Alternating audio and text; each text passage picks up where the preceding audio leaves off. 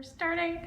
Hi guys, my name's Nika Alexandra. I am the writer and artist behind the webcomic 64 and the creator of the Kickstarter behind this project. I am joined today by the beautiful Katie Catharosis on video, and we're going to show you how to turn this into this using a photopolymer etching process. I'm going to be using photopolymer KM83 plates from Tachok Press, and the photo negative, which I have already printed, is the Hermit using Colonel Iram Mizka as our subject. So let's begin. So we are now in our darkened print room because photopolymer plates are UV sensitive and light sensitive. So any light that hits them is going to harden the emulsion on top of them. So we've turned off the lights in the room so I can work real quickly. The way we're gonna start is I've got this big, beautiful UV light bed and a sheet of aquatint, which is going to burn a dot matrix into the front of my photopolymer plate, allowing us to get more detail on the plate. And I have to do this super quickly because any sort of light is going to kind of fuck up the plate. So I've hidden them in this closet. This is my plate. Oh my goodness. Oh my god. It's got a piece of UV film on the front of it that stops some of the light coming in. So we place it on the aquatint, and then I'm real lucky because I got use of this UV bed, and it also has a vacuum attached to it, which will suck all of the air out of the bed and allow the print to get suction to the plate. And so we won't have like a blurry image. And to start, I'm going to put it on for a minute. Once this is done, it'll beep, and I can take it out. Ooh. Beep beep. And then I really have to quickly transfer the aquatint to this this negative I've made of my image.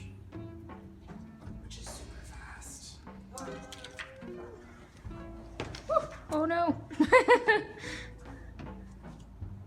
It's all real time sensitive and light sensitive, and it seems like it would be stressful, but it's whatever.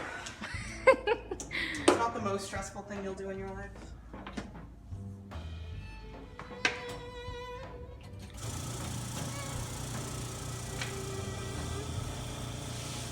And then once this vacuum has started back up and I know that my image is pressed to my plate,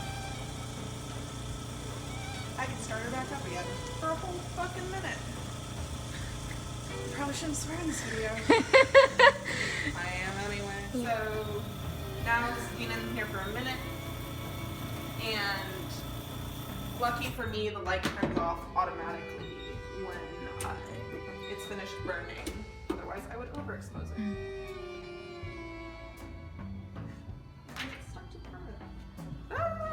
Run, run, run, run, run. So what we're doing now is we're putting the plate into a bath of water. Just clear, cold water. Yeah. And as we, brush water over it, the image will appear. The way that process worked is that all of the places where the lines were on my photo negative stayed soft, while all the places where there weren't any lines, they hardened up. And so what's happening now is that the places where the lines stayed soft is sloughing off into the water, and creating our print. It's fucking magical. Magic. Ooh, look at that. I mean, it's cool because it takes the drawing I did originally and replicates it almost perfectly onto a metal plate. And then, it's permanent once it's exposed to more light, which it is now. I'm gonna put it over in a portable light box so it'll harden up a little bit more. but then we will be ready to go. Look at him. You can see him coming out. He's so handsome. Look at him brooding in the moonlight. It's insane. That's your thing, isn't it? I love people who brood in the moonlight. So now we're taking it out of the bath, and like if you come in closer, you can see the emulsion sort of streaking off of it, the leftover emulsion sort of like coming out. And if you were here, you could smell it. It smells like milk. Oh, yep, it does. It's a very, very gentle stream of water. So kind, so nice, being real gentle for our plate. Oh, I really hope all that dark actually replicated. We had a problem with the first plate we burnt of Marcos in that the wolves were so dark in the back that they didn't burn at all. Like there was no bite to the plate. So in reproductions of that plate, there's just two white blobs standing behind Marcos. It's super fucking awkward. And like ghosts. Look at that, you can see them. Whoa. Woo. To dry it off, I'm going to use sheets of white paper. And I apologize to the trees that, you know, suffered for me trying off this plate, but I promise your sacrifice is going to good use. Printer paper tends to be super absorbent for the purposes I need for it. And it doesn't pull off a lot of the emulsion, which is important. So if you look at the plate now, you can see the hatch marks at the back reproduced fucking beautifully. So now our plate is cooked and it's ready to be inked up. I've set up my workstation here with magnetic sort of holding things. They're magnetic pads that'll hold the metal plate down while I do this. I'm using Gamblin sepia etching ink to print today, and the way this is gonna go, we have our plate, I put down paper, and I'm wearing fucking hand trash bags. But they're so I don't get any of the ink on my hands because it is better to be clean and, you know, not get, you know, crazy art materials on your skin. So I'm gonna take a big ass blob of this ink and smear it over the front of my plate. And I'm putting on a lot more ink than I really need to right now because I don't want to, since the plate is fresh, I don't want to scratch the surface of it because any scratches I leave will read as marks and then they will print, and that is bad. And so we, you know, cover the whole front of the image with this ink, and then we start to scrape it back up. And, you know, as I do this, you can see where the ink is settling in the back of the plate. And you can slowly see Miz start to appear. Look at him! Wow! So I've scraped most of the ink off of this plate. And now I'm going to take a sheet of regular old newspaper and I'm gonna try and wipe up some of the excess ink I brought on my plate. It's pretty difficult when I have the plate so loaded up. Newspaper is really good for absorbing, you know, excess ink. But what's even better is this is just regular old fucking rest tool, like it's the stuff you put into the bottom of dresses. And the mesh will absorb the ink as you rub it over it. And tulle is super nice because it, while it absorbs the ink, it doesn't scratch the surface of the plate too much.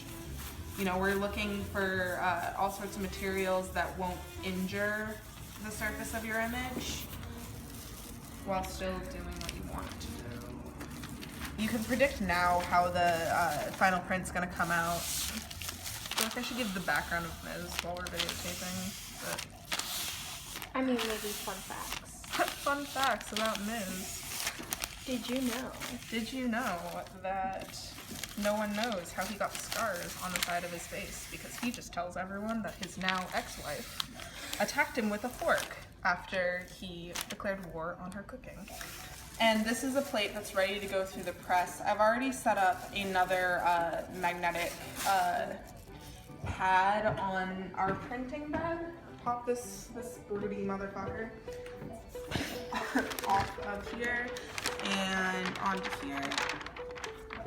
And then because I don't delineate where I actually need to place this, I'm gonna guess. Seems about right. Ooh. Ooh.